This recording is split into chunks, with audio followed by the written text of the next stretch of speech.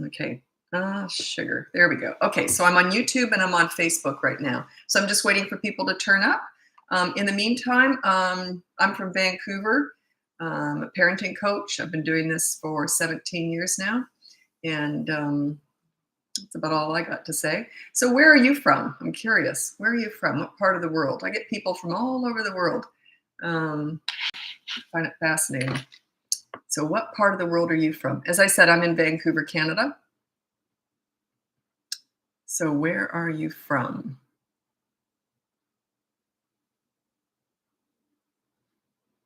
Perth, Australia. I never made it over to Perth. My kids were born in Australia and raised there. My son was born in Sydney and my daughter was born in Brisbane. And I was there for about 20 years. I never made it over to Perth. That's a long way away. And it's not a place you want to drive to either. Don't think you'd survive that drive. Or I know I wouldn't. Anyway, so welcome. I'm half Australian too. So, okay. So where are you from? I'm here in Vancouver, Canada. I'm always interested to hear where people are from. And I get a lot of people from all over the world. I had someone who said they had to get up at 2 a.m. to catch one of my lives. I don't know if I'm worth 2 a.m. Saskatchewan. My dad he came from a farm near Saskatoon. And this is back in the day, he was born in 1922, and they had an outhouse. And in winter, they had to tie a rope around their waist when they were kids to go to the outhouse so they wouldn't get blown away in the storm. Imagine that, eh? Massachusetts. Excellent. What a nice name, Cat Darling. That's really cute. Okay, so let's get going with your parenting questions. If you go in the link in my description, you'll see my free behavior board, my mini toddler courses, my big boot camp course, and my coaching. My coaching will be changing soon. Just giving you a warning. Anyway, I don't want to say exactly what I'll be doing. I haven't decided yet. But yeah, I don't have a lot of time anymore, so I'm going to be making some changes. Okay, so what are your parenting questions? Remember, I'm new here on Facebook, so I've only been really posting on Facebook for a couple of months now. So, which is really good. It means that I usually get to all the questions in these lives. On my other platforms, I don't. So, LA. Hi, LA. That's from Rosie on YouTube. I keep forgetting to look at YouTube because that's down on my laptop. But anyway, I'm trying to get better at that. Okay, so parenting questions. Ask away. Don't be shy. You can ask me anything. I'll do my best to answer. I don't discuss anything medical or nutrition. But other than that, teen who argues absolutely everything, refuses responsibilities. I'm going to read out my top 3 tips for parenting teenagers. This is the best answer I can give you because it sort of encompasses how you parent teenagers. Number 1 is you listen to understand and show empathy. You don't listen to gather information to lecture with. If they want your advice, they'll ask for it. And by the way, they already know it. Number 2 is you negotiate pretty much everything with teenagers. It's not a blanket statement, but it's sort of an idea here. It goes something like this. Hey, I want your dirty clothes in the hamper from now on. What do you want from me? So let's start the negotiations. And number 3 is don't sweat the small stuff. Save your energy for the big stuff with teenagers. If it does come up, you're going to need the energy for it. Okay, don't micromanage a teenager. So that's my top 3 tips for parenting teenagers. I don't have a course on teenagers yet. I might one day. That's still just coaching one-on-one with me if you want to work with me. Okay, how do you stop the constant verbalization of everything? Okay. I don't answer that because it's your nephew. I only teach parenting. If I told you how to handle someone else's kid, what if the parents didn't like it? I only discuss parenting. I get asked a lot of questions about teaching. Some of my clients have been child psychologists. They want help with clients. That's all. That's not my thing. I don't know anything about that stuff. So yeah, I'm a parenting coach. I only teach parenting. How to make a deal to get 3 and 4-year-old to do anything. How do I transition to being a leader? Well, you don't make a deal. You don't negotiate with a 3 and a 4-year-old. Check out my boot camp course. That might be for you. Or you can check out the free behavior board. The behavior board is the boot camp course. The first 3 weeks of the boot camp course is the behavior board. So you can check that out. It gives you an idea of where we're going with that. Yeah, you don't negotiate with a 3 and a 4-year-old. You don't. You do that with teenagers. Anyway, so yeah, check that out. Yeah, I could feel myself. I was going to ramble on about that. I won't ramble on because whenever someone says, "What is leadership?" It's like, oh God, stop talking, Lisa. I could go on for hours about that. And anyway,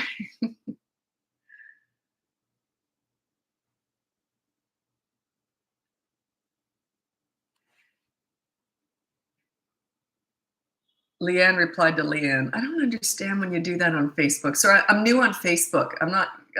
Don't know what that means. When you say Leanne responded to Leanne and then you continue on, I don't quite understand that. Then you said also comes from the mother when they verbalize. So, yeah, okay.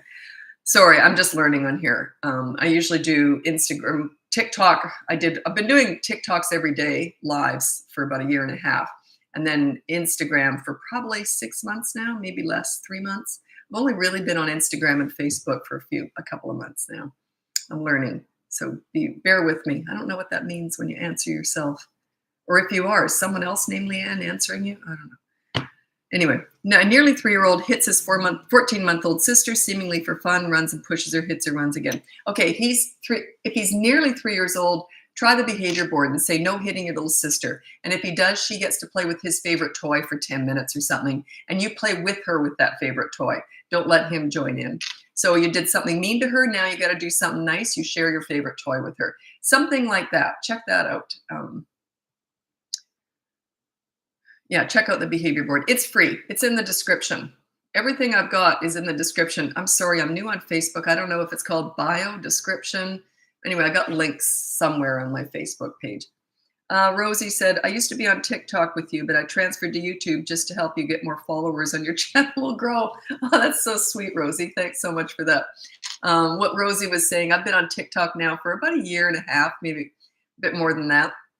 And but yeah, I blew up overnight on TikTok. I won't even talk about it. It changed my whole life. Anyway, and then, so now Rosie's saying she's been following me on there. So now she's moved over to YouTube to support my channel there. I do have someone doing my other platforms.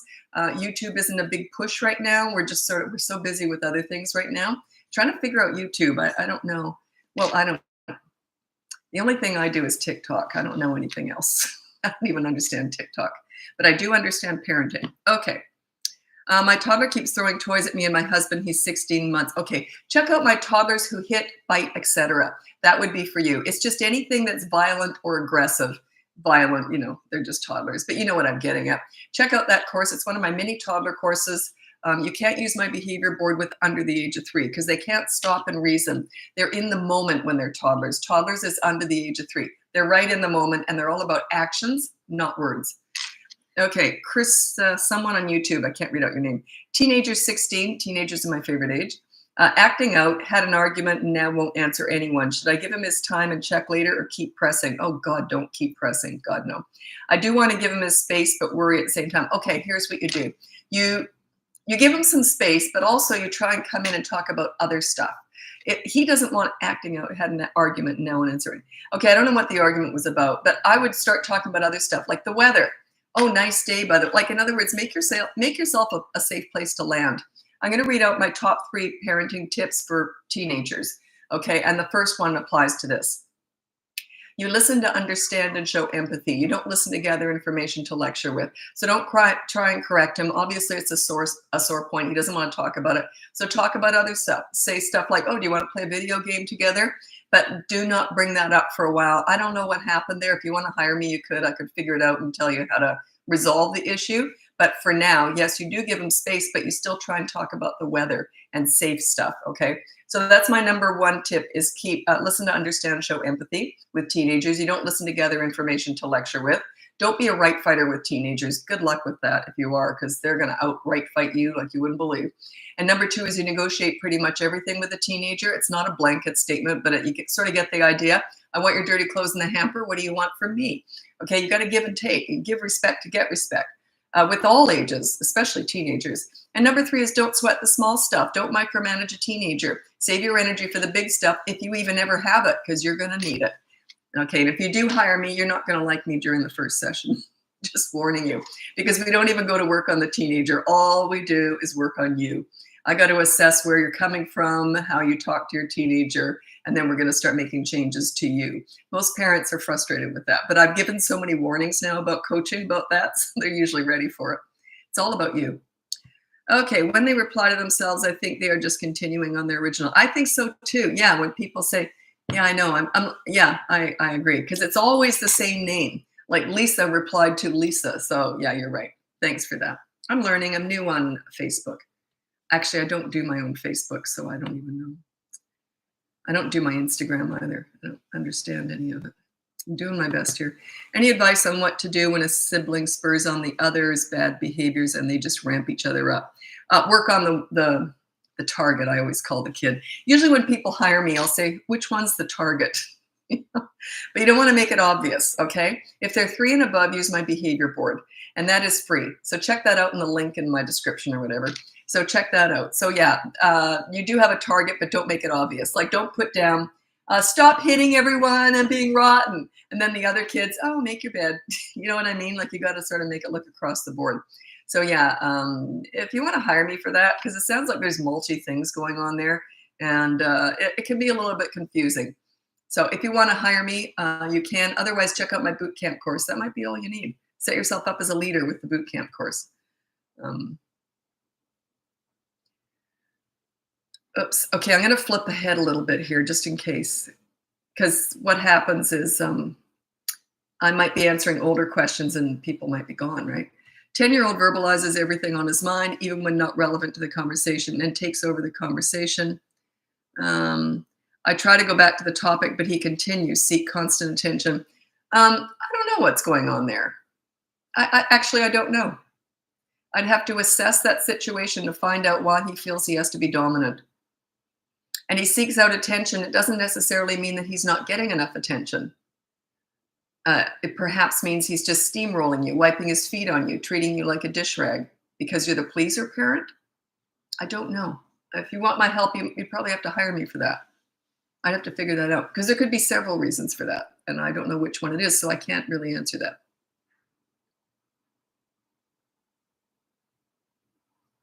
Okay. Okay, this is still the 16-year-old. Grades. His teacher emailed about his behavior at school. Yeah, you'd have to hire me for that.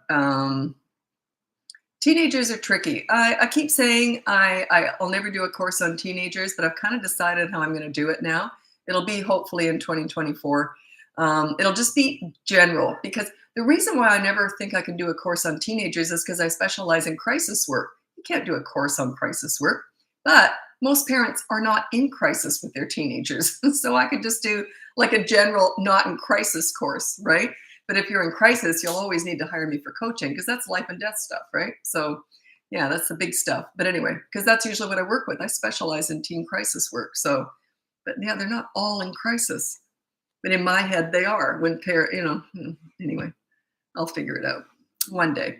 Okay, so by the way, I'm always filming on YouTube at the same time, and Rosie was really sweet. She says she was following me on TikTok. Now she's following me on YouTube to support the channel, because that's really tiny. I've got like 600,000 followers on TikTok, but I've got like 3,000 on YouTube, so a little bit imbalanced.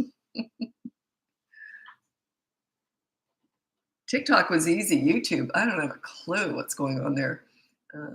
I don't know. I don't understand any of it. What am I talking about? Okay. Okay, so I'm just waiting for more questions. I've only got 18 people on here, so I can answer all your questions, which does not happen on my other platforms. So it's actually kind of nice. The only thing is I don't always get tons of questions coming in, so I kind of sit here asking for questions, which is okay.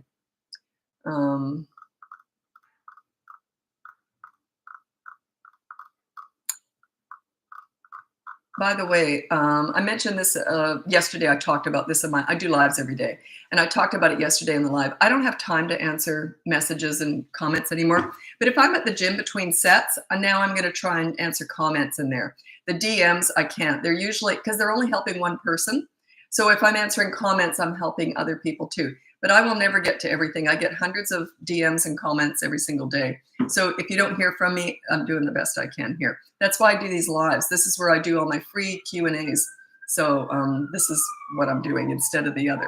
because in an hour and a half a day, I can answer a lot of questions on here, but it would take me 10 hours just to do half the questions I get, DMs and comments. So doing my best here, because I know someone complained to me about that, and I thought, yeah, they don't know how much I get. Did you see my question about 3.5-year-old Andrea? Oh, geez, did I miss one? Let me go back. I get dizzy when I go back, so bear with me. Okay, Andrea White, 3.5-year-old. I thought I answered that. Maybe not. I thought I saw your name. Just a sec. I get dizzy when I go back, so I got to be careful.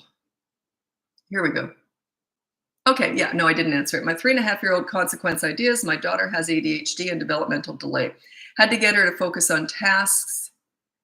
Not interested in TV. Thank you. Yeah, if she's got a developmental delay, that's sort of more of a special need. You might have to hire me for that. But all the kids I work with were ADHD. They're all alphabet kids. No one ever said, here's an easy one, Lisa. They always said, good luck with this one. Like they were always what I called alphabet kids. They always had some acronym after their name. So that's where I learned all this.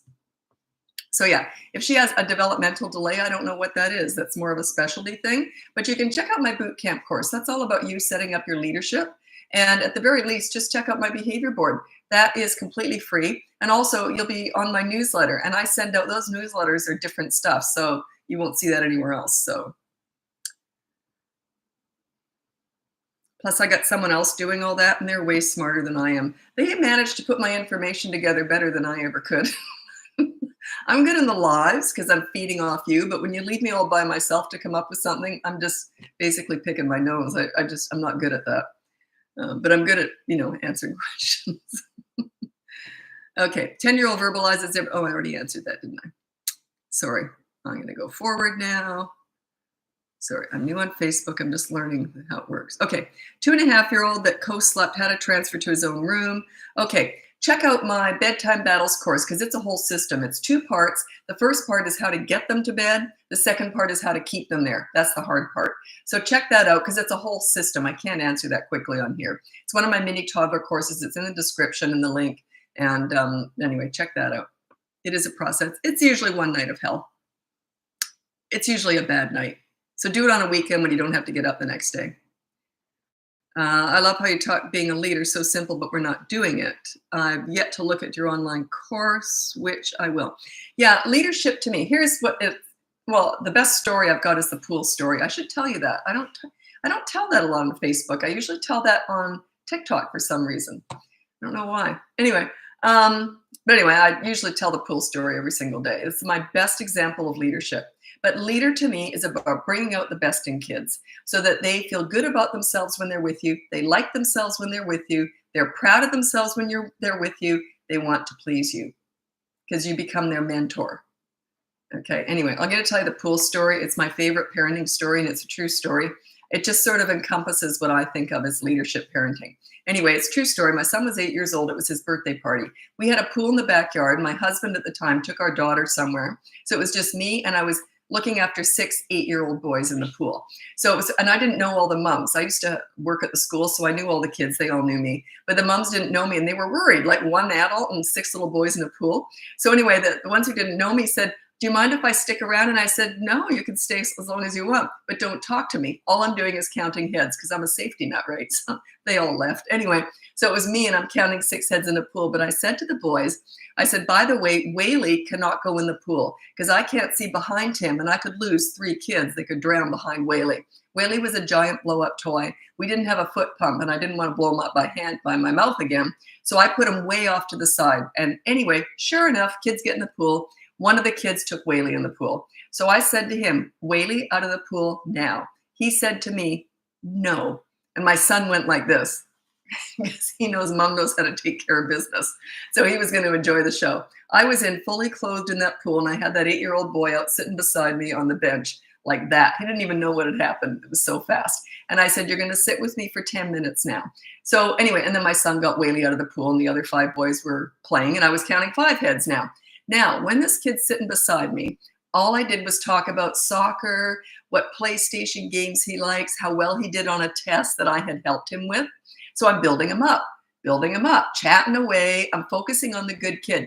You deal with bad behavior, but you focus on the good kid. That's what a leader does. A leader focuses on the good. You're always positive. You want to bring out the best in them.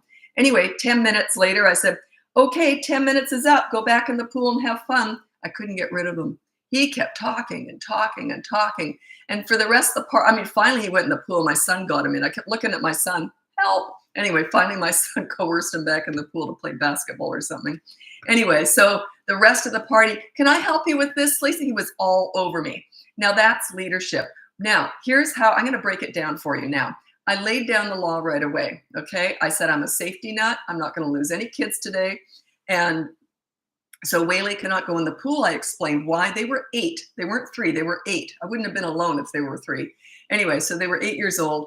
And so I said very clearly why Whaley can't be in the pool. And that was it. When he brought him in, I didn't say, can you please take Whaley out of the pool? Because remember, like, I'm not, that's pathetic, right? I just said, Whaley out of the pool now. Because it was a safety issue. There was no manners required at that point. It was just a command at this point. Whaley out of the pool now. When he said no to me, I took action like that. I didn't wait for 1 second. I was just right in the pool, fully clothed, instantly. Because that's what you got to do. You got to take action. Then I pulled him out and I sat him down beside me and I was very clear. I said, you sit beside me for 10 minutes now. I didn't explain why. He already knows. Don't do this over explaining. It's pathetic and it's just nagging and nagging. So I just said, you can sit there for 10 minutes. Now, why would I not discuss what he did wrong? Why would I not focus on what he did wrong? Because then I'd be focused on the bad kid. Don't do that. That's mean. I'm focusing on the good kid. I saw him in a soccer game. I'm building him up. I'm talking about how he did well on the test that I'd helped him with, building him up, asking him what PlayStation game he likes. Now, what's happening is his self-esteem is going up. He likes himself when he's with me. How do you think they're going to treat the person that makes them feel good about themselves? They're going to treat them like gold, right?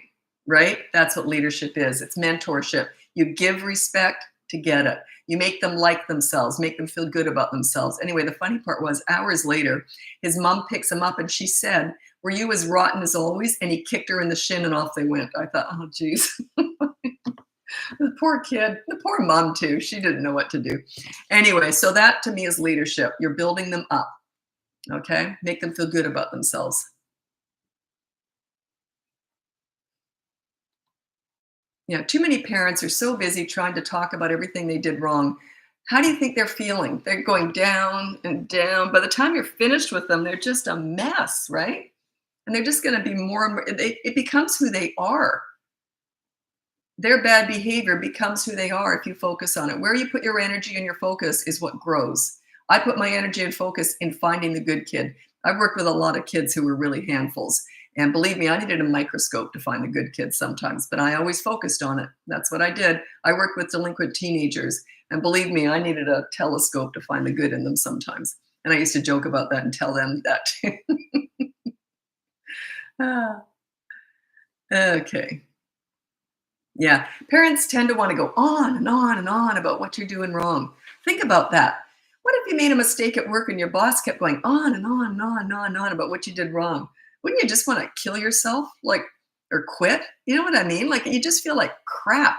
What if he said, yeah, that was stupid. I've done it too. Okay, so here's what we're going to work on today because you're a really good worker, so I know you can do better, blah, blah, blah. Right? What's the difference there? Okay. How do I give my husband more opportunity to learn? Well, just check out the boot camp course, or at the very least, check out the free behavior board.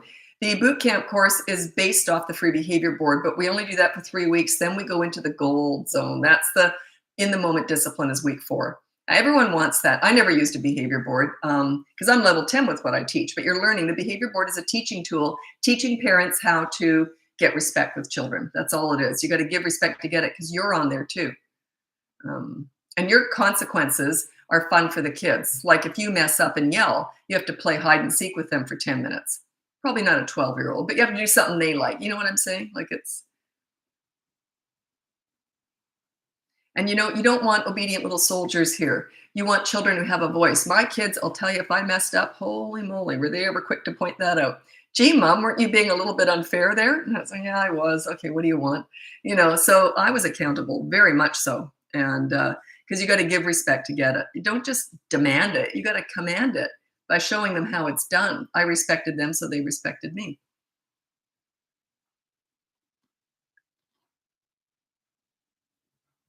and I'm just going to bring this up because it comes up all the time, is these discussing.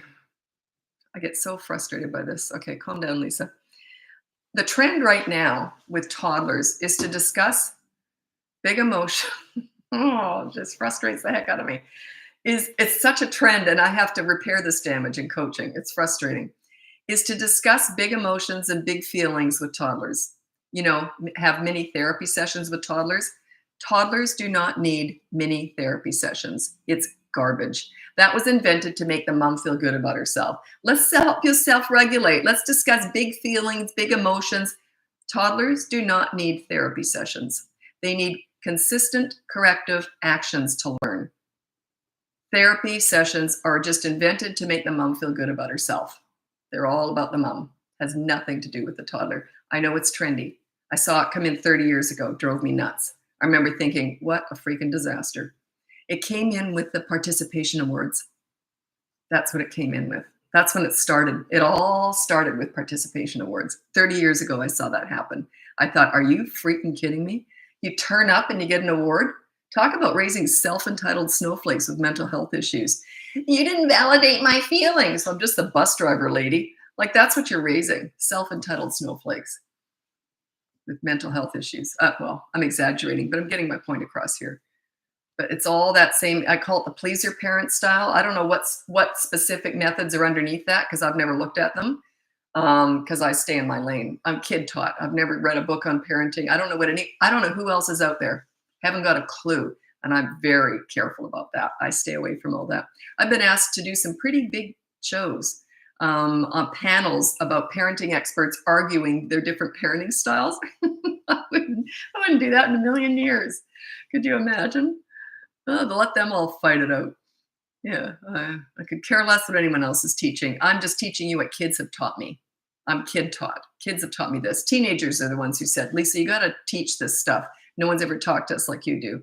So if you're really paying attention to kids, they're going to teach you everything you need to know about yourself, by the way, too. If you're not learning through your kids, you're missing out. They're going to teach you so much about yourself. I didn't know I'm really repetitive with humor. I find the exact same thing boringly funny over and over and over again. Drove my kids nuts. Mom, you did that 50 times today. I know, but it's still funny. No, it's not.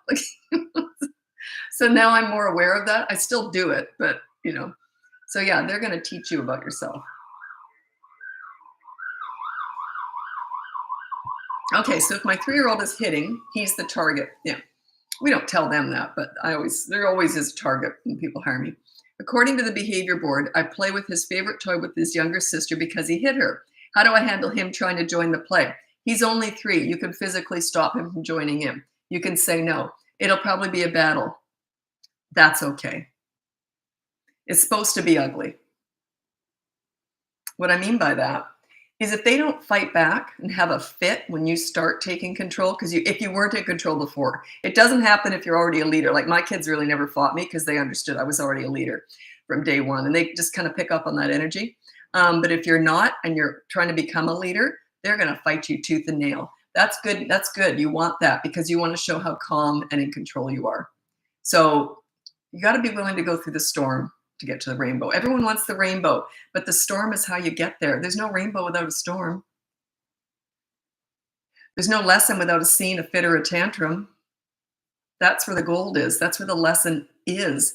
It's them processing your new parenting style.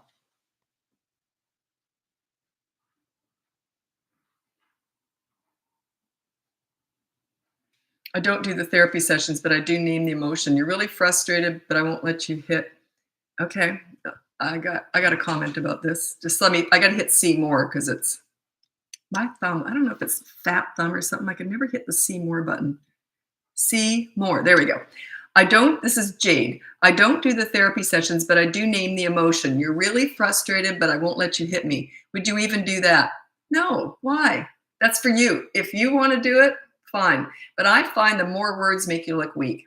I just say no, and then I take action. Or if they're 3 and over, they're on that behavior board. Let's go to the behavior board. Why do you need to name?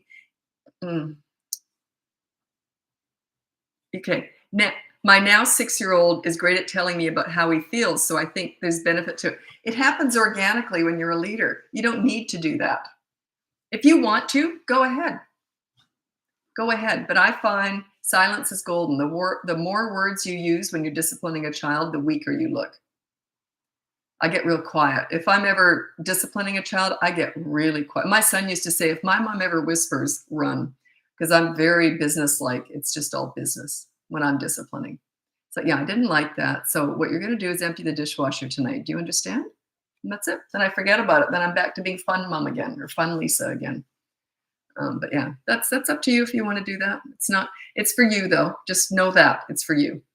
Because if you're a good leader, they're good at all their emotions anyway. It happens organically. God, my kids told me everything, I'll tell you, right through the teen years. It just happens organically because you're a safe place to land.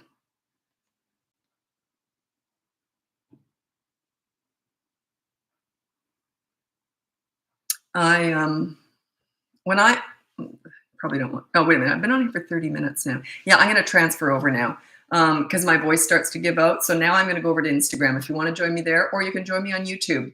I stay on YouTube for the whole time, but I bounce over from Facebook, Instagram to TikTok. So anyway, I'm going to go now. If you check out the description, check out my free behavior board, my mini toddler courses, my big boot camp course, or you can hire me for coaching. And anyway, I'm going to Instagram now. If you want to join me on Bratbusters Parenting over there also.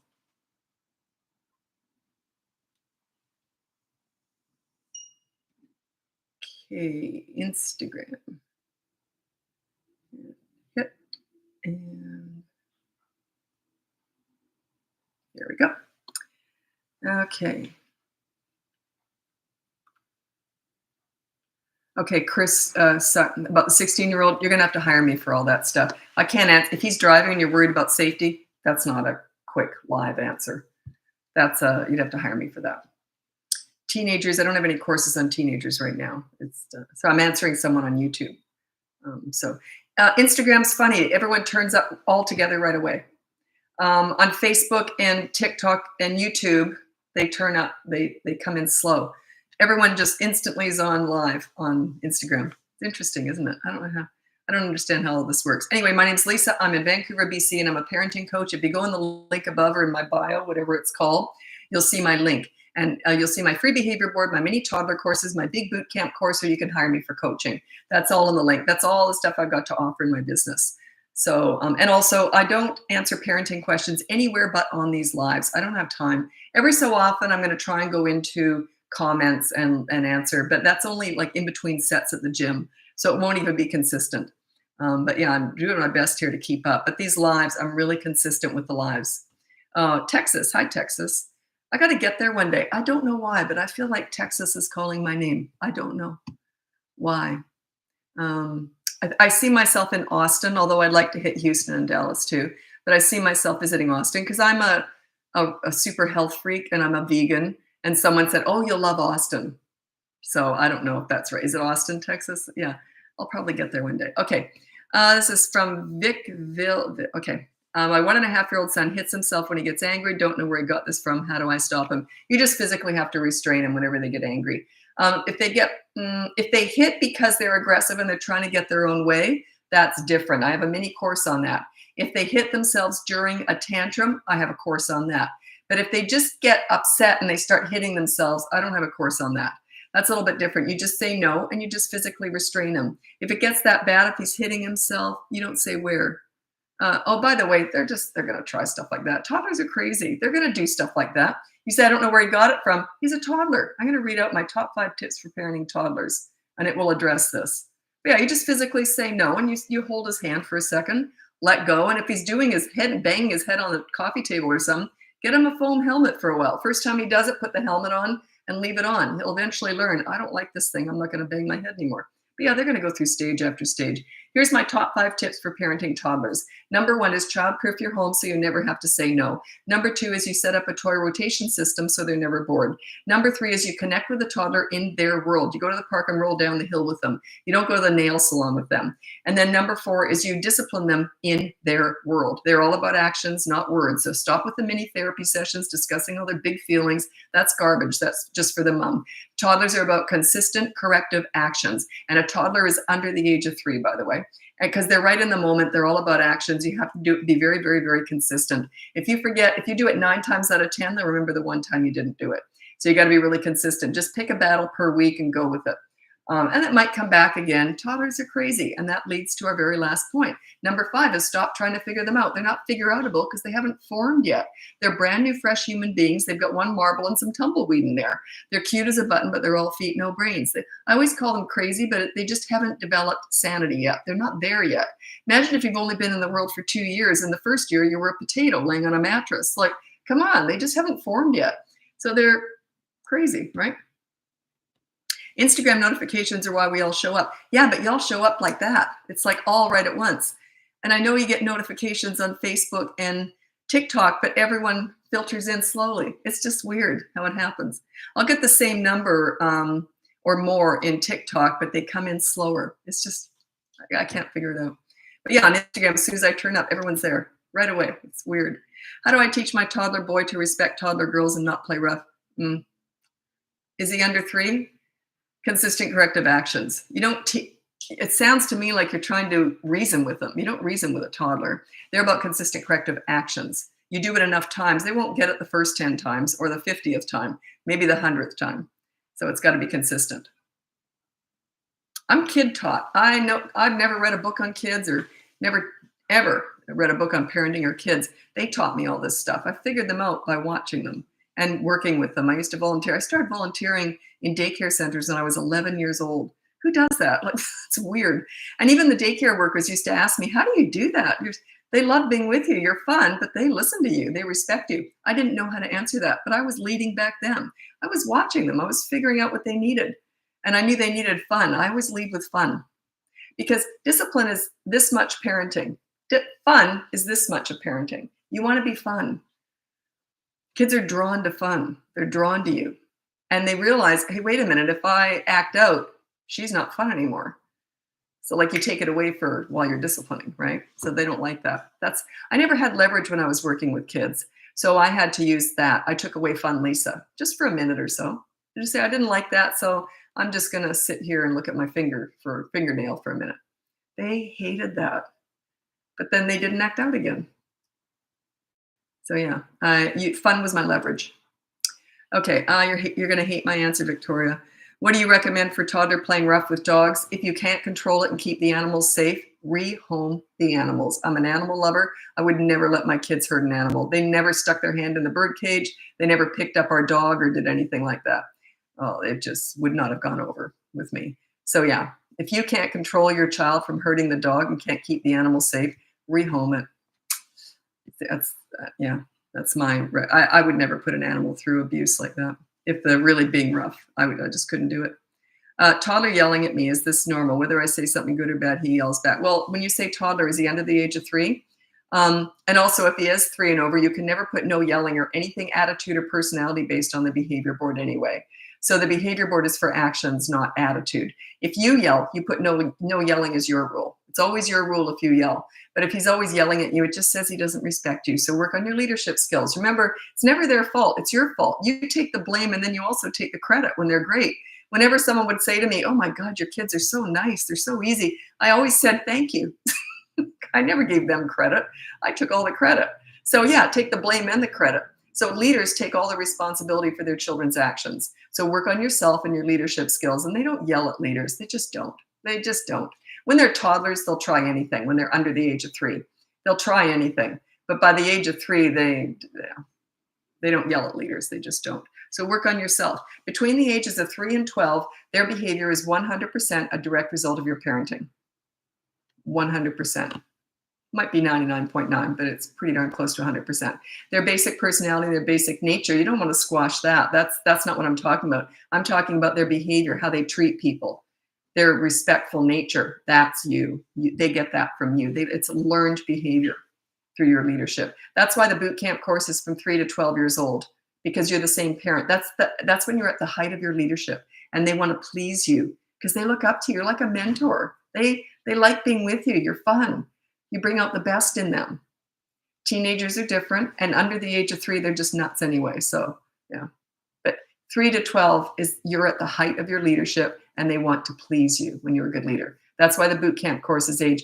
I understand that's a very different age. A 3-year-old is very different from a 12-year-old, but as the parent, you're pretty much the same with those two ages. It took me years to figure that out. I had it broken down, 3 to 8-year-old, 9 to 12-year-old, 13 and up. I had it all broken. And I realized, no, 3 to 12, you're the same parent. Anyway. My 3-year-old doesn't want to try anything that's challenging without crying. Any tips on how to handle that? It's practice. Do they see you trying new stuff all the time? And also, how do you react to failure or losing? I would say that's probably a learned behavior. Not so much at 3, but if they were 5 and you asked me the same question, I would say, yeah, how are you at failing and losing?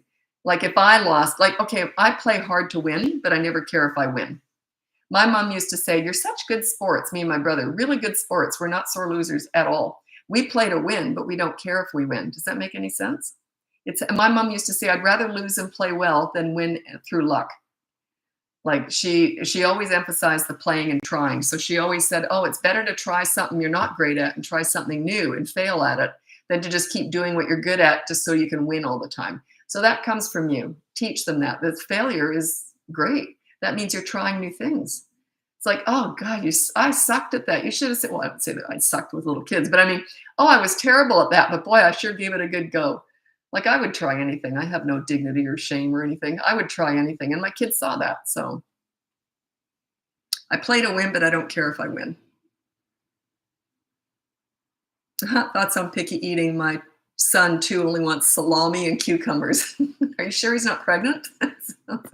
Anyway, I can't really talk about nutrition because I'm not a nutritionist or a doctor, but I can tell you what I did with my kids. I was a real health food nut. So I only had healthy food in the house. They knew if they didn't eat what was put in front of them, and I kind of catered to their taste buds. I kind of knew what they liked. Plus, I was very good at pureeing spinach and seeds and nuts and all sorts of healthy stuff and throwing it into everything. So they knew that if they didn't eat what was in front of them, there was no ice cream waiting for them. We didn't have junk food in the house. And I made everything from scratch. So I could hide everything. Like my son, the first time he ever went out and had pizza, he said, it was really weird, Mommy. The sauce was red. That's because they're not pureeing spinach and throwing it into the sauce like I did. So yeah, I get really good at hiding healthy stuff. But I can't really recommend that because I'm not a doctor. Get what I'm saying? Yeah. And they're going to go through stages. But with my kids, I wanted meals to be fun, and they were. There was no getting up from the table. We all sat down, and we all sat. There was no TV or anything. And that was our fun, goofy time. We had such a blast. Anyway, so, but they had to try everything as they got older. But when they're 2, they wouldn't have done that. But as they got older, I'd say, you have to try everything, but you don't have to eat what you don't like. And I knew what they liked, so I cooked around it. But there was some rules. They had to have fruit every day and 3 vegetables every dinner. So it was just rules. And so I cooked around what I knew they liked, and then I'd throw in new stuff. And they had to try it every month or 2, because their taste buds would change. They might just even stick their tongue on it. I never made a big deal out of it. That's trying it to me, right? Sometimes, because I didn't make a big deal out of it, so they weren't too proud to say, actually, I like this now. There was no shame or shaming or anything when it came to eating. So yeah, I wanted meal times to be fun, and they were. My mom, when we visited once, it was summertime, and we were visiting from Australia. My kids were born and raised in Australia. So we were visiting from Australia once, and the neighbors said, gee, Lillian, are you having parties every night? Every single night at dinner time. It was just me and my kids. We were loud. Like dinner times were fun. That's the 3 of us were sitting there. We just had a blast. But the neighbors thought they were having like wild, my mom was elderly and they thought she was having wild parties every night for 3 weeks. Dinners were fun. I miss parenting. My kids are 34 and 29 now, and I got a grandchild due next week, so that'll be fun. Okay, my 6-year-old has anxiety around leaving me, going with sitter, another room, or even my parents' house, etc.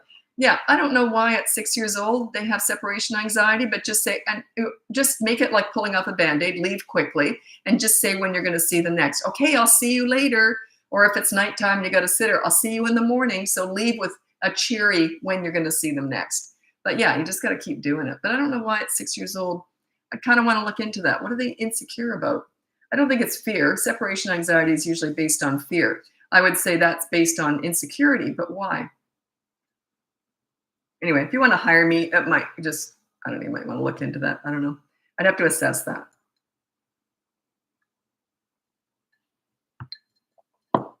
Okay.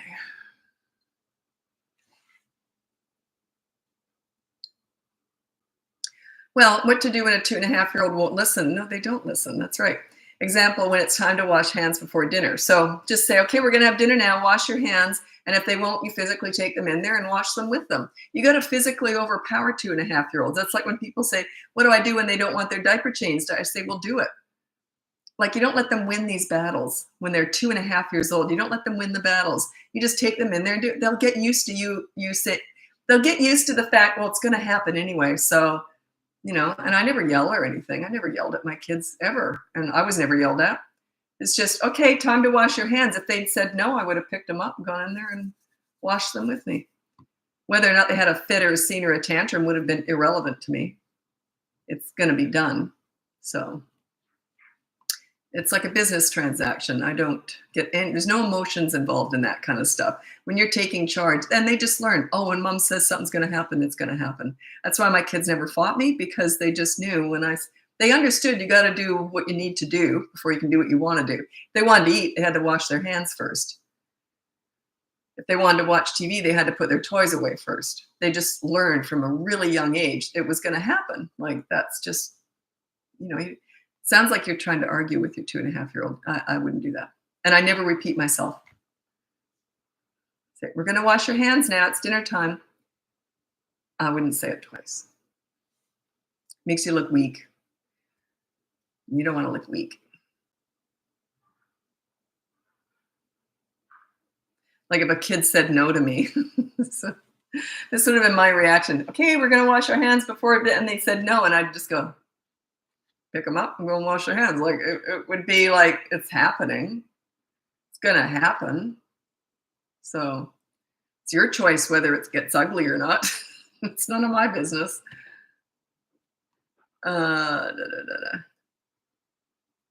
My son's 19 months. Okay, so he's toddler. 16 months I consider a toddler. He whines and cries for everything. Should we withhold what he wants until he attempts a word? Is that age appropriate? Depends what it is. You don't withhold food. But if he wants a toy and he whines, you say to him, say please. And then when he says please, you can give it to him. But if he doesn't say please, then you just sort of walk away with it. Yeah, you can try that every 5 minutes kind of thing. Oh, I don't answer step.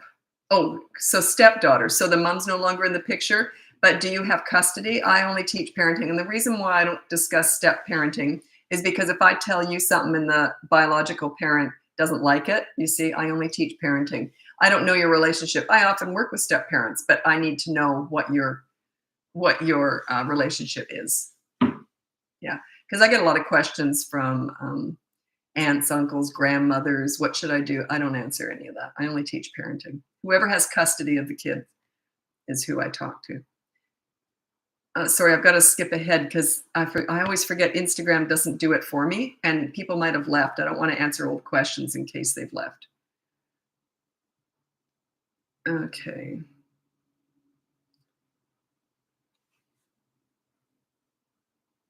Okay. Oh, you were just praising my content. I was going to read it out, and I thought, where's the question? But you're just saying that you like it.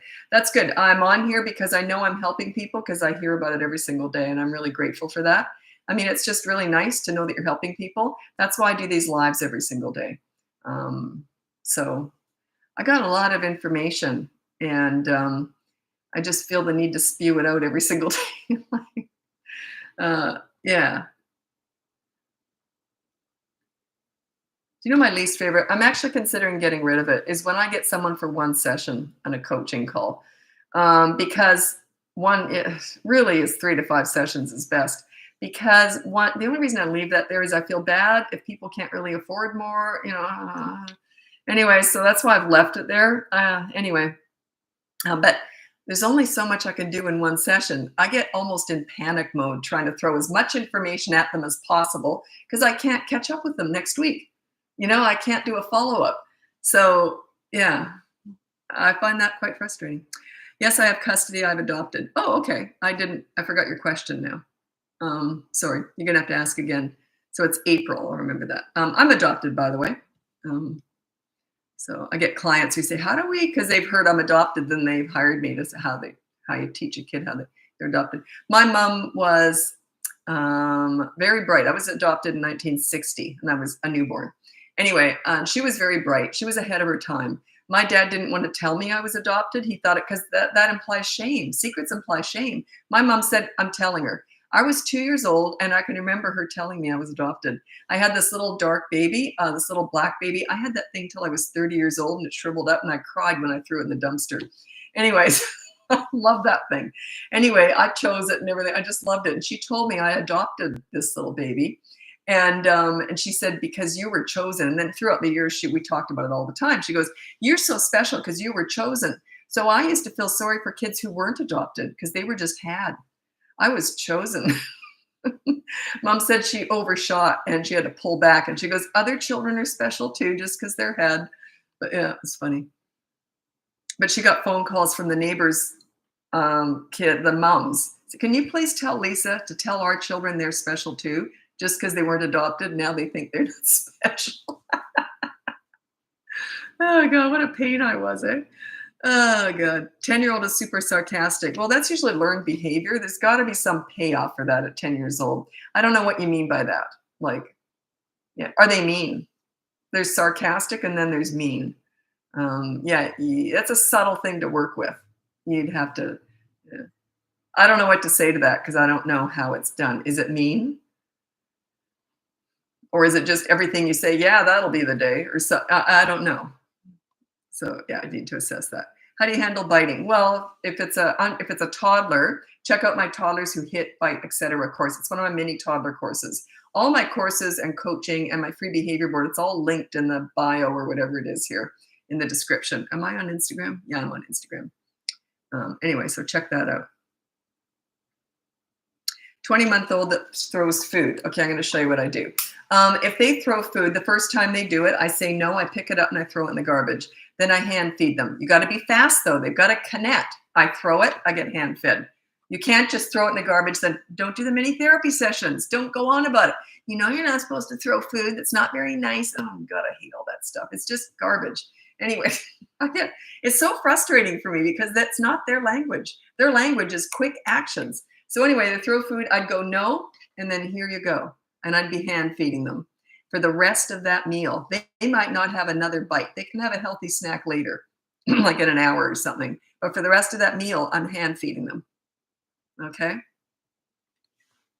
But you gotta be quick. They have to connect the dots. I throw food, I get hand fed. I can't touch food if I throw it. You gotta be quick, very fast. So be ready for it. And also, then some parents will do a follow-up question. What if they like being hand-fed and that's all they want? I got an answer for that too. If this is the spoon, you get really bad at hand feeding. You pick up the food. Oh, I dropped it. Oh, you get real slow. Here you go. Oh, shoot, I forgot to go shopping earlier. You see, you get really bad at it. So get really inefficient at it. But don't do it on purpose. Like, don't look like you know what you're doing. Just look like you're real slow and you keep dropping it. And yeah. They catch on. It's all body language with toddlers. It's all actions. It's not words. These mini therapy sessions, oh, the first time I ever heard this, I went berserk. Get down on their level and say to a toddler, use your words. That's one of the most ignorant things I've ever heard. I don't know who came up with that. They are using their language. It's actions. It's so patronizing. Use your words. They are. In other words, find your inner adult. Be more like me. It's the most patronizing statement.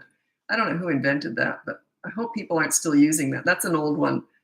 First time I heard that, I went berserk. I thought, are you? And it was someone who supposedly knew what they were talking about. Anyway, what do you do when a 3-year-old is rejecting her dad? Yeah, they go through stages back and forth. Don't worry about it. They're probably just doing it for attention. My 6-year-old started being really mean and jealous about my 3-year-old. I can't give her attention without 6 years. Okay, here's what you do. People who have sibling rivalry going on tend to make this mistake. They do a lot of one-on-one time. It's the worst thing you can do because you're actually building resentment. Because every time you're doing one-on-one time with one child, the other one resents you and that child. They hate you both. So yeah, what you do is you do the fun things with them and you play to the weak link. So if you've got a little one, you play to what they're good at. Okay. And then you do goofy, fun stuff. You don't do anything competitive. Like you don't pull out chess or Monopoly, right? Where there's a winner and a loser. You just say, hey, let's act out a scene from some crazy cartoon that you all love. And you act it out. Or let's go do somersault contests. I did that with my kids once. I just about vomited. So I did one somersault and felt sick, and they were going all the way down the hill. So they're always beating mom. The whole idea is that it's silly stuff. It's in their world, especially the youngest one. You play to the weak link, especially the youngest one. You're all having fun together, and they bond over laughing at you. So it builds their relationship. It's much harder for them to be mean to each other, have sibling rivalry if they're all having fun laughing at you. So that's what builds the connection. You can still have one-on-one time, but not when you're working on this. Don't do that at all. It builds resentment. Does that make sense? Does that help? A lot of my clients have tried that, and they said, I never thought about it that way. And I said, yeah, because they're so busy. They might have 3 or 4 kids. I do one-on-one time with this one. They're all fighting, so I do one-on-one.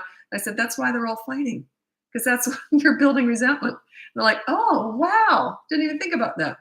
Yes or no answer. Should kids be made to play sport if they are very good and don't want to do it? That's not a yes or no answer. Nope, not a yes or no answer. I used to say to my kids, you have to try everything, but then you can choose what you continue. But they always had to be joined something. My daughter is a compulsive joiner. She has to be just scheduled. Her whole life is scheduled for the next 50 years. She's like that. I envy that, actually, because I'm not like that. I'm less of a, I'm in between. My son's not a joiner at all, but he had to join things growing up. And then when he was a teenager, I didn't make him do that anymore, because things change when they're teenagers. But yeah, you make them try everything, but not do everything. And I don't necessarily, like, I'm lousy at sports, but I'm super fit. I work out every single day. I'm at the gym. My whole life revolves around health and fitness. So I'm working out every single morning. I'm up at 5. I'm super fit. I am horrible at sports. You never want me on your team. You want me on the opposition's team, and you'll win every time. So I'm really bad at sports. So I don't think sports are everything. I think that fitness is really important, but not competitive sports necessarily. I hate competition because people are always nasty. Like, I hate that. There's always someone cheating and kicking you, and I hate all that stuff. I just don't like anything physical, violent like that. It bothers me. I have a 2.5-year-old that talks back, and he's testing the boundaries phase. Yeah. Well, you're giving them something to talk back with, so you must be arguing with them. Yeah, it doesn't add up if you're not. So yeah, I wouldn't get involved in that. Would your hitting advice be the same for toddlers under 3 who hit themselves? It depends why. Are they just doing it for attention, or are they not usually? Usually if they're hitting themselves, they're doing it because they're upset about something. So you just physically restrain them and you say no. But the hitting course does address that. It's when they're hitting themselves, someone else, or damaging property. That's what it addresses. It's just about physically intervening, but you got to be consistent. It's work. Might only take a week or a weekend even. And then they might start doing it again after another couple weeks. Then you got to go back and do it again. There are 4 things that kids are born to do or they're never going to do. Just a sec here. I always have to look at my notes. I don't know why. Oh, there we go. Okay, these are 4 annoying traits that children are born. They're either going to do them or they're never going to do them. My kids only did one. It was my son. And he did tantrums. That's one of them. They're either born with a temper or they're not. I never had a temper. My daughter doesn't have a temper. So it's a temper. They just happen to manifest themselves as tantrums when they're toddlers. Anyway, so one is tantrums. The other one is aggressiveness. They're either going to hit or they're never going to hit. The other one is climbing. They're either going to climb and have no fear. They might be the athletes of tomorrow, or they don't do it at all. Both my kids are very cautious, so they never climbed. And then another one is runners. It's kind of similar to climbing, but they often go hand in hand, but not always. You know, the runner, they don't even look behind. They just take off and run in traffic. So those are 4 things. They're either born to do or they're not. It's not your fault that they do them. It's your fault if they continue doing them throughout the years. Okay, you've got to address that stuff. Like someone said to me once, what did I do wrong? When my toddler has tantrums, what did I do wrong? Nothing. They're born to do that. So, yeah. Let me see. I have to move over to TikTok now. I was on Facebook for 30 minutes and now Instagram for 30 minutes, and I'm on YouTube the whole time. So, and on TikTok, I've been glitching on there. So if you move over to TikTok with me and I start glitching, just go to YouTube. It's Bratbusters Parenting. So anyway, I'm going to move over now. Check out my link in my description there if you're not going to join me over on TikTok, and you can see my free behavior board, my mini toddler courses, my big boot camp course, or you can hire me for coaching. So thanks so much for joining me, and I'm going over to TikTok now.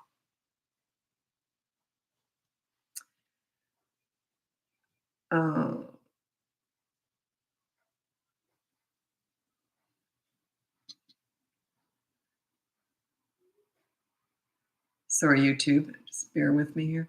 Takes me a second to move around. There we go. Okay. Okay. Oh, I still got a couple people in here. YouTube, I haven't really put much in. I don't really understand YouTube yet.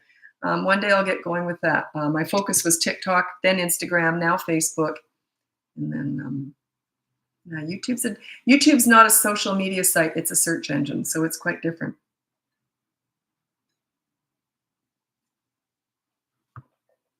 Because people don't talk to each other on YouTube. Not like they do on all the other places, the social media ones. Hello, April. Okay, so I just came from Instagram, and I did Facebook right before that. I'm on YouTube the whole time. So if I start glitching, which I've been doing the last 3 days in a row, my lives were glitching on TikTok. So if they do, you can go over to YouTube, and that's where I am the whole time. All my lives are saved on YouTube. Okay, so I'm Lisa. I'm a parenting coach here in Vancouver, BC, but I coach parents all over the world. If you want to check out my link above, that has my free behavior board, my mini toddler courses, my big boot camp course, or you can hire me for coaching. So anyway, let's get going with your parenting questions, and I'll do my best here. When children cry, should we sit by their side and let them cry all they want, or what should we do? Depends on why they're crying. Are they crying because they're sick, hungry, or tired? Then no, you meet their needs and manage their wants. If they're crying because of a want that they can't have and it's something that they don't need, like they're just mad because they have to go to bed or something, then no, you just put them in bed and you can walk away. So it depends on why they're crying. You always have to meet their needs and manage their wants. Okay, shifted over seamlessly from Instagram. Way to go, Sharon. Good for you. Shifted over seamlessly. I never shift over seamlessly. That word threw me off. I'm always like, oh, geez, I got to move over. Yeah, I don't do anything seamlessly on here. Good for you. Well, you're probably I'm 63 years old, so this is all like, I went on TikTok about 1.5 years ago, and I thought, TikTok? My daughter kept saying, you got to go on TikTok, Mom. And I went on here about 1.5 years ago. You should have seen me. How do you do this? But they make it so easy to do a video. What about having adult children still live in your home? Any advice about parenting or not parenting? Okay, Sharon. So if you've got adult children living at home, I'm sometimes hired for that, believe it or not. But I always kind of cut it off at 25, and it has to have 2 criteria. They have to be living at home, and they have to be somewhat financially dependent upon you. There has to be something, we got to use money because money talks. That's why they're still living there usually. So yeah, but it's tricky. It's tricky. I don't have any real simple advice for you because I don't know your relationship.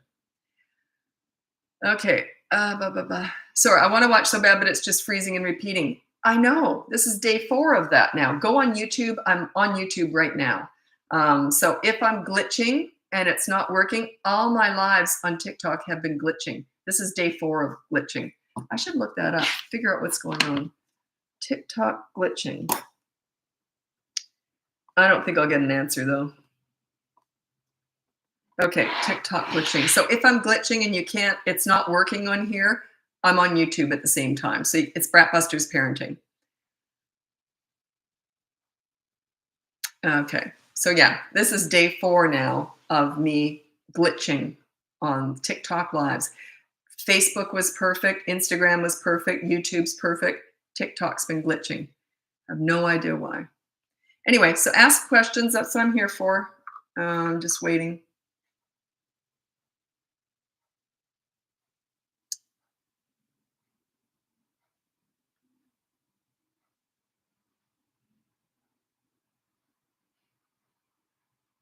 Okay. So I don't know why. Why are you not asking questions? Is it because it's glitching? I'm not getting, usually I get tons of questions. I'm not getting any parenting questions. Why is that? Because I know I've been having problems glitching here. So anyway, okay, here we go. I'm going to look over on YouTube. So people are obviously moving over there. Okay, so this is Shara. Sarah Schmaltz. I'm sure I said that wrong. What course would you recommend for back chatting and high pitch squeezing? High pitch squealing, I'm assuming you mean. Okay, so back chatting. If they're between the ages of 3 and 12 years old, my boot camp course. That's what I recommend. A lot of people have also hired me for coaching. They want that extra one-on-one attention with the course. I don't think it's necessary unless you really want that, or unless it's something out of the ordinary. That course is sort of it's the most common stuff I come up against in the last 17 years of coaching.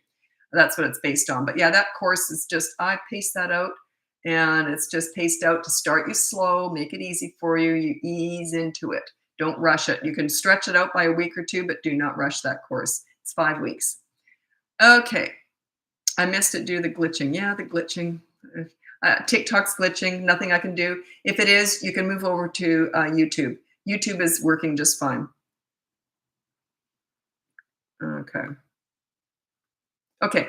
This is from Danielle on YouTube. Can't get 6-year-old to go to bed on their own. We've always stayed with her until she fell asleep. Well, that's why she won't go to bed alone. She's terrified of us leaving, cries, comes out, screams, cries till she vomits. What do we do now? She's crying till she vomits. Okay, she's 6 years old. It's not adding up to me. It's, okay. Check out my bedtime battles course. That's from 2 to 8 years old. If she's crying till she's vomiting, let me think. Just give me a second here. I don't know. I'd still just say follow the bedtime battles course. It's one of my mini courses that goes from 2 to 8 years old. But at the very most, what you could do if she is vomiting, you don't want to deal with that. If she is vomiting, I usually say just clean up the mess, not necessarily with bedtime, no, because I know how traumatic that can be for everybody. You could sit on a chair beside her bed, but you can give her your hand. Do not let her climb in your lap, and do not get in bed with her. And this is you when you're sitting beside her in the bed. She's in bed, and if she's truly scared and she's vomiting, this is you. She's in bed, and you've got your hand on the bed. You're right there. You got a night light on. This is what you look like. Like you're like nodding off because you're so tired. Do not talk to her and don't look at her. If she still cries till she vomits, it's manipulation. Clean up the mess and then leave the room. You see the difference? I don't know if she's vomiting because she's scared or it's manipulation. If you're sitting right there, there's no fear. It's just manipulation. She wants to get her own way. So yeah, it's tough. It's worth it though. It's worth it. Parents always say, oh God, it sounds so difficult. And I say, well, when I'm coaching, I say, well, don't waste your money. Do what I say. Like, just do it. It'll work. And then they say, oh, you're right. They only went through one night of sheer hell and then they never got up again. So it's tough. I get it, but it's worth it.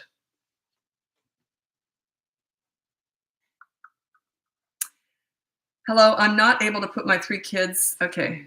I'm not able to put my 3 kids and almost 6-year-old earlier to bed. Is routine the way to drive them to sleep early? Drive to let them sleep early. Don't quite know what you mean by that. That's on YouTube. That's why I'm looking down there. I don't know. Anyway, okay, the bedtime battles course there's 2 parts. It's how to get them to bed and how to keep them there, if that helps. Because you've got these different ages. I'm not too sure what you're talking about there. Anyway, next question, Carissa. My 18-month-old headbutts and that. Okay, check out my toddlers who hit, bite, etc. That's for kids who do get physical. If they hurt themselves, hurt someone else, or they damage property, that toddlers who hit, bite, etc. course might be for you. It's just the mini toddler course. 3-year-old interrupting me when I speak with someone. Okay, you say to that 3-year-old, I don't want you interrupting me anymore or there will be consequences. Put it on the behavior board and then you explain what that is. I used to tell my kids, if I'm talking, because I was a very involved mother, so they didn't need my attention all the time. They had tons of it. So I was already meeting their needs. If you know you're meeting their needs, then you're just managing their wants with discipline. So you say I used to say to my kids, do never interrupt me when I'm talking to someone else, because unless there's a bone sticking out of your skin or you've got an artery spurting blood.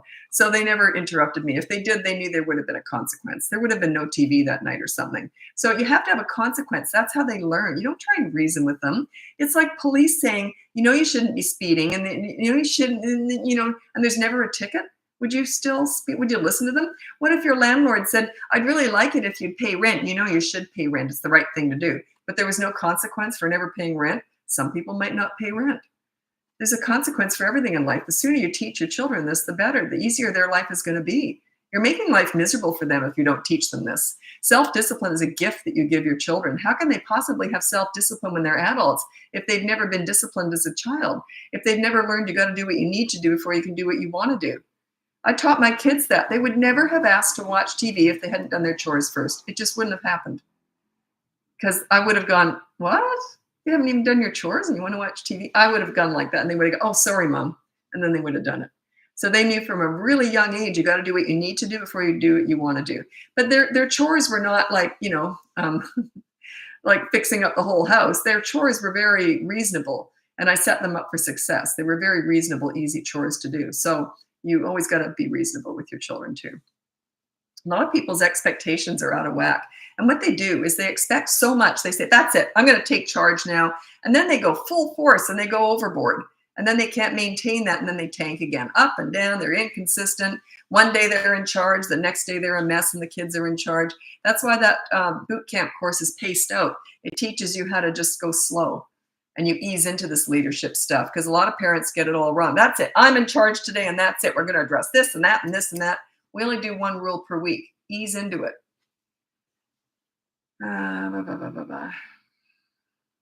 Smart Annie. My son is only 3 months, but I'm thinking forward to when he's a toddler. Yeah, it's better to educate yourself now before you have come up against this stuff. Then you said, Annie, you said, I was taught to spank in the case of dangerous situations. However, I don't want to do it. Okay, spanking and yelling are things that work in the moment, but you don't need to do them. It kind of comes from fear-based parenting. It means you don't know what to do and you just sort of yell or you spank. So you don't need to do them. They work in the moment, but they backfire down the road. They're not good things to do. So yeah, you don't need to yell or spank. This is what I teach you what else to do. But if you are yelling and often spanking, most of my clients yell, some of them spank. And I always say, just tell me the truth because I'm not here to judge. I'm here to help, right? So, and often they'll withhold. And I always say to them, just spill your guts to me. I've heard it all. It's very rare that someone will tell me something I haven't heard. I think in the last 5 years, I heard one thing I'd never heard before. Like it was quite different. It was something I hadn't heard. And I deal with different nationalities all over the world. Actually, that's really interesting for me because I have a very set thing of what I teach. But if I'm dealing with someone, let's say from Saudi Arabia or China or something, they might have different religious beliefs and I have to kind of accommodate that. Sometimes the dad will never be on a behavior board because it's against their religion to have the head of the house to be accountable to the kids. So I have to work with that. And it's quite interesting because I'm very respectful of different cultures. If you have different religious beliefs or different cultural beliefs, I have to work with that. But it's tricky. So I find that really challenging and fascinating. How would you deal with tantrums with a 20-month-old? You always ignore tantrums. But there's a way of doing it. Check out my tantrum busting course. It's one of my mini toddler courses. It's in the link above, and it's called Tantrum Busting. I actually like that name. I've got a horrible name for one of my toddler courses is Toddlers Who Hit, Bite, Etc. I've had so many different names for that course, but that's what it is. So I haven't changed it. But I keep trying to make it fun. But yeah, tantrum busting, it's the best one. But I'm going to tell you how you ignore a tantrum. Just a second here. Just looking at someone. I just got an email from someone. Never mind. I've got a client in crisis right now. So last night was the same deal. If I get an email, I have to check it just in case. They're better tonight, though, hopefully. So that's good. But I do crisis work, so I'm on call. It keeps me up at night sometimes. It's usually teenage stuff. Oh, right, tantrums. Okay, I'm going to tell you the story. Which one should I tell you? The swing story, that's my best one. No, I'll tell you the mall story just because it's a bit different. And I tell the swing story a lot. Anyway, this is how I handle tantrums. My son was 3 and it was the second to last tantrum he ever had. We were in the mall, just the two of us, and we were heading to leave. Now, I don't know why he had a tantrum. He had tantrums and just the way it is. They're born to have them. My daughter never had one. I've never had one. You're either born to have them or you're not. So anyway, I guess a piece of lint floated past him and he decided to have a tantrum. I have no idea. Anyway, so he started having a tantrum, and I pulled him off to the side because he was sort of near the stairs, and I pulled him off the side, and I pulled out my nail file, and I'm just standing right beside him, and it looks like I'm waiting for a bus. I'm just filing my nails like this. I don't look at him or talk to him. Now, he knew me by this time. His tantrums were diminishing in duration, frequency, and intensity. This was his second to last tantrum. He was 3 years old, and they weren't huge at this point. So anyway, I'm filing my nails. I'm just going like this. The funny part was it was a very loud, busy mall, so he wasn't disturbing anyone. And anyway, all these young moms kept coming up to me. Oh, you should give him a hug. Talk about his feelings. I'm like, oh God, they don't know what the heck they're talking about. Taking advice from a new mom who who hasn't worked with hundreds of kids is like taking financial advice from someone with $10 in the bank. Why would I listen to her? I had tons of experience with kids. Anyway, but they kept coming up to me. Oh, you give him a hug, talk about his feelings. Oh, good. Keep going, keep going. But anyway, the funny part was all these grandmothers and moms with older kids kept coming up to me saying, you know what you're doing. I'm like, yeah, I know what I'm doing. So anyway, I'm filing my nails. Finally, he stopped tantruming, and I said, oh, you all done? Okay, let's go. We just walked off. I would never discuss a tantrum before, during, or after. If you give it any attention before, during, or after, it will grow. It will grow. Attention is tantrum food. You're like fertilizing it. So, and he had one more tantrum after that. By the way, it was a dilly, the other one. But this one wasn't a huge one. So that was it. That was how you deal with tantrums. They tend to only do what works, especially past the age of 3.5, 3 3/4. They only tend to do what works. If tantrums never work, they never have them. Why would they? They're not stupid like us. I keep doing the same thing, expecting different results because I'm stupid. I'm 63 years old. I get in these repetitive, habits and expect different results. Kids aren't like that. They're not that dumb. If something isn't working, they move on to something else. If tantrums never work, they move on. So not when they're really little, but by the age of 3.5, usually 3 to 4 years old. It doesn't mean that they don't still have a temper, but they learn how to manage it differently. I used to tell my son, there's nothing wrong with being mad. There's nothing wrong with that. But go in your room and scream into a pillow. He did it once. And then he just learned, to talk it out if he was upset about something. Or he just learned to accept things because I was a very fair, reasonable mother. He was 15 years old and he said to me, I could never rebel because you're too reasonable and easy to talk to. And I'm like, you're welcome. Yeah, I never gave him anything to rebel against. Okay.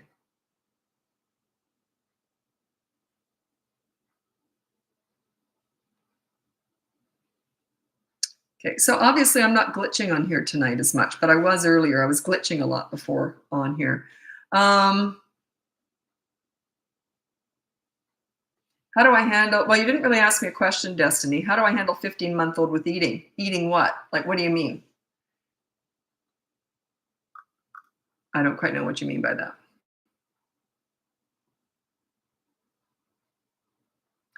Okay. So you said, what if she wakes up? Do I just sit in the room? I think this was the 6-year-old that was scared. And if they wake up, you just ignore them. If they wake up, it's when they get out of bed that you go in, you keep putting them back in bed. But if they just wake up, I'm not too sure I'm not too sure why is that the one that's vomiting because she doesn't want to sleep alone? I'm not too sure what's going on there. If you want to hire me, that would probably just be one session. But yeah, I don't know why she's doing that. That's the thing. Is she doing it because she truly is terrified? Or is she just manipulating you? I don't know. My guess is manipulation, but I could be wrong. I actually could be wrong with that one. I usually think I'm right, but I could be wrong with that one.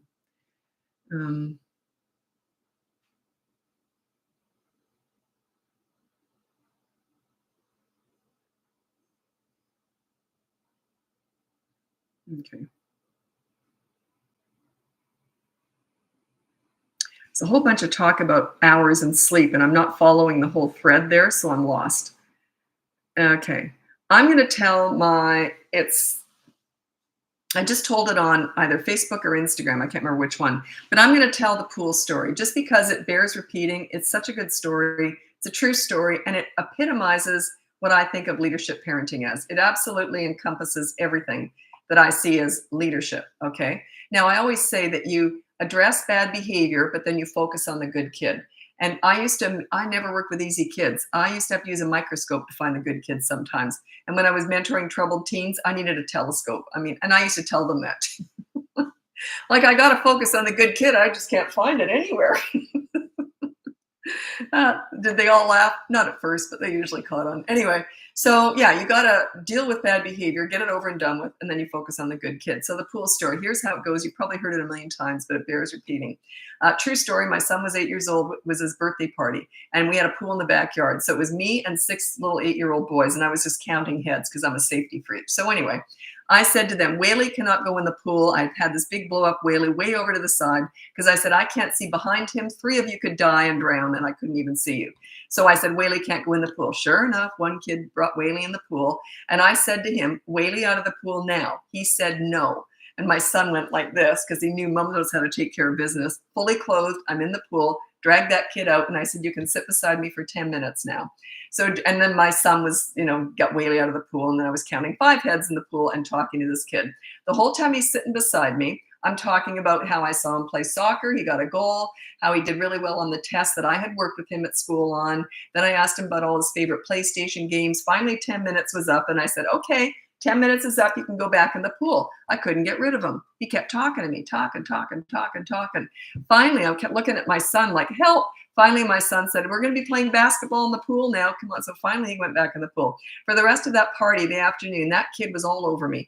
Lisa, can I help you with the cake? I could not get rid of him. He was like a leech. It was, But now, what did I just do? What happened there? I addressed the bad behavior, but then I focused on the good kid. It's very important that children like themselves when they're with you, because when you bring out the best in a child, they want to be with you because they like themselves when they're with you, and you get the credit for that, and they're just going to bend over backwards trying to please you. Who on earth would be mean to someone who makes them feel like $1 million, right? That's why I talk about you deal with bad behavior, get it over and done with, and then focus on the good kid. That's leadership. You focus and you bring out the best in people. But you don't ignore the bad behavior. You don't ignore the negative stuff, but you deal with it very quickly, and then you focus on making that person feel good about themselves. Now, when you were a kid or even as an adult, when you look up to someone like a mentor, someone that just makes you feel like $1 million about yourself, would you ever be disrespectful or rude to that person, even as an adult? Would you? Doesn't make any sense, does it? Kids are no different. That's why my kids never said, I hate you or anything. Why would they? They would have been embarrassed because I made them feel good about themselves. They were prancing around. They thought they were real hot because they were just so nice. They felt good about themselves. So, and I was the source of that. So why on earth would they be rude to me? Makes no sense whatsoever. You got to work for that, though. You got to earn that respect. You got to give respect to get it. You got to work for that leadership stuff. It's worth it, though. It's really hard to get respect, but once you've got it, it's a piece of cake to maintain it right through the teen years. Does that make sense? The most important thing we should teach the children, by your opinion, be problem solvers. I taught my kids how to solve problems, and my mom did that with me. If I went to my mom with a problem, I'd say, Mom, what should I do? She used to say the exact same thing. Well, I don't know. You're a smart girl. You can figure it out. And then we'd sit down and talk about it. I thought I was coming up with my own solutions. I wanted my kids to be problem solvers, think things through, have the confidence to be able to work through their own problems. But I was right there. I was right there talking with them. So I was always building their confidence, building their self-esteem.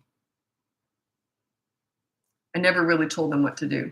I know people don't quite understand that because they were so easy, but it was because I knew how to build them up. So yeah, raise problem solvers. Gives them confidence. Plus, you're the one who taught them that, so you get credit for that too. Like they pick up on that you were there. You were guiding them along. So I would say that's probably one of the best things. Get really good at listening and guiding them. And I used to say to them, I don't know what to do. What do you think? Got any ideas? And then I might say, oh, I remember when I was a kid, that happened to me. Here's what I did. But that might not work these days. What do you think? Yeah, that's a good idea, Mom. I'll try that. I'd say, yeah, okay, sure. Or they might come up with a better idea. And if they did, I'd say, oh, that's way better than what I did. So you see how it worked? But if they ever acted out, which was extremely rare, there was none of that going on. It was just, I didn't like that. You'll be emptying the dishwasher tonight. Do you understand? Sorry, Mom. Okay, how about no TV tonight? No, that's okay. Just empty the dishwasher. That's how easy it was. But I worked for that. I earned that. And anyone can learn this.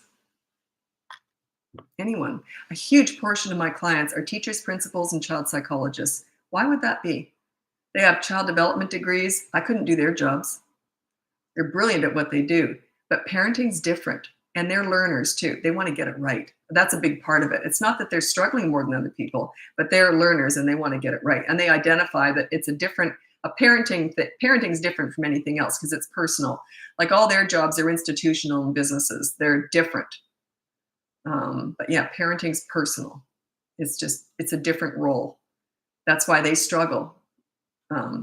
Even though I couldn't do their jobs, they still struggle with parenting. A parent relationship is more like a mentor, but it's personal. It's very different. You take full responsibility for how your children are acting, but you don't do that in the other roles because they're not under your leadership all the time, right? It's just different. Okay.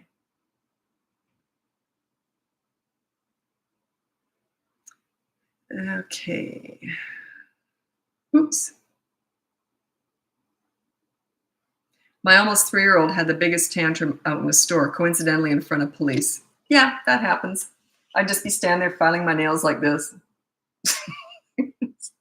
Yeah.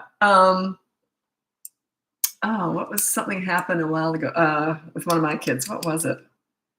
Oh, I can't remember. Anyway, every time I see a mom struggling with a kid having a horrible tantrum, I always go up to her and I say, "Been there." And she goes, "Oh, thank you. Thank you." Like, like you're not alone. You always think you are. By the way, I was always proud of how I handled the tantrum. So I was like, come on, everyone, come watch.